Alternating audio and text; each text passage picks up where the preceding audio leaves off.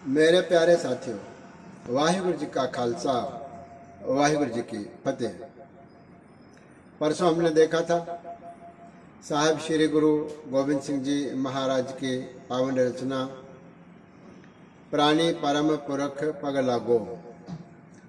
प्राणी मात्र को साहिब श्री गुरु गोविंद सिंह जी महाराज यह पावन उपदेश कर रहे हैं। कह प्राणी, तो उस परम पुरख परमात्मा के चरणों में अपना ध्यान लगा, उनके चरणों में अपने सुरती को जोड़, अर्थात सिमरन में अपना जो मन और सुरती यह जोड़ने की कोशिश कर। सोवत कहा मोह निंद्रा में कभू सुचित हुए जागो। मोह की निंद्रा में तू क्यों सो रहा है? और नींद और जागना कई प्रकार का है, इसके भी हम विचार परसों कर चुके हैं। फिर कहते हैं कबहू सुचित हुए जागो, कभी मन को सुचेत करके अवेयर करके जागना करो, रहो। यहाँ तक विचार हुई थी। इसके आगे इस कड़ी में इसी विचार को गुरु महाराज आगे बढ़ाते हैं और प्रमाण करते हैं।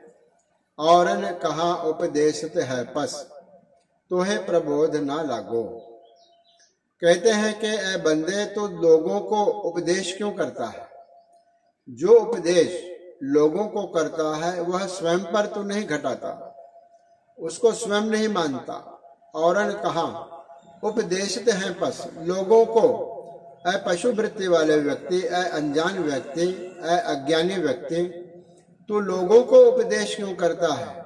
जबकि तोहे प्रबोध न लागो, तेरे मन को, तेरे स्वयं को, तेरी आत्मा को ही प्रबोध का अर्थ है वह उपदेश और ज्ञान। वह ज्ञान जब तू स्वयं ही नहीं मानता, वह ज्ञान जब तू अपने आत्मा को नहीं मानता, वह उपदेश तू लोगों को क्यों करता है?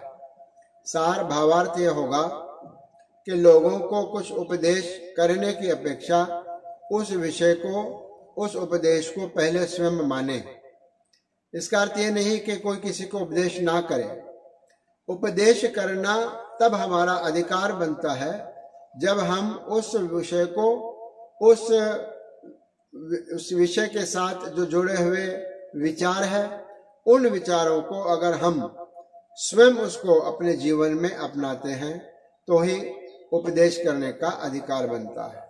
जब तक तोहे प्रबोध ना लागो, जब तक तू उस ज्ञान को स्वयं नहीं कमाता जो तू लोगों को कह रहा है, जब तक तू स्वयं उसको नहीं कमाता, तब तक दूसरों को उपदेश करने का कोई अर्थ नहीं बनता, ना ऐसे उपदेश करने वालों का कोई प्रभाव होता है।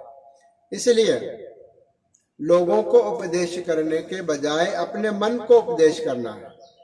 प्राणी का अर्थ है कि ए मनुष्य मात्र, ए प्राणी मात्र, सबके लिए गुरु महाराज उपदेश कर रहे हैं कि अपने मन को प्रबोधना करो, अपने मन को ज्ञान से जोड़ो। प्रबोध का अर्थ है ज्ञान, उपदेश।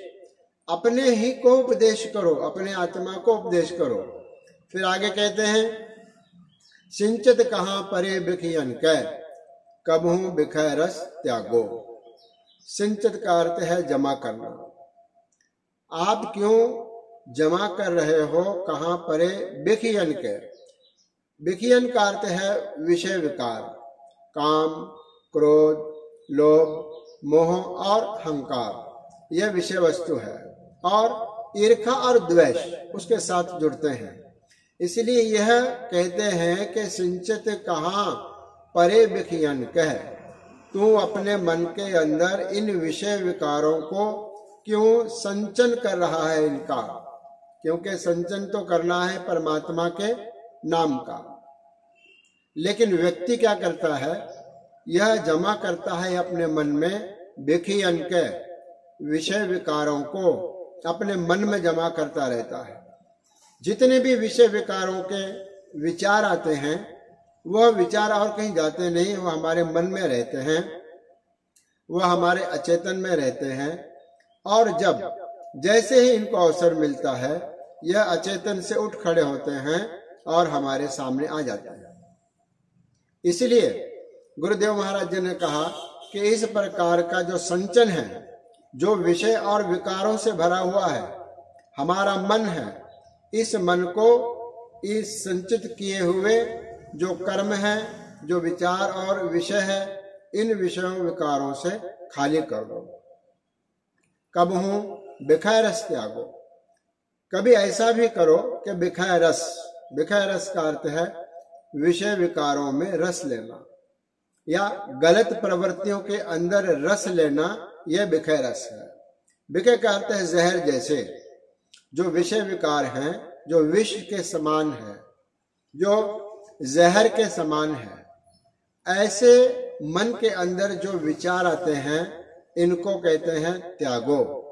अपने मन के अंदर से इन विषय और विकारों का त्याग कर दो और लोगों को उपदेश करने के बजाय स्वयं के मन को उपदेश करो और संचन करो। प्रभु परमात्मा के नाम का संचन मत करो विषय और विकारों का।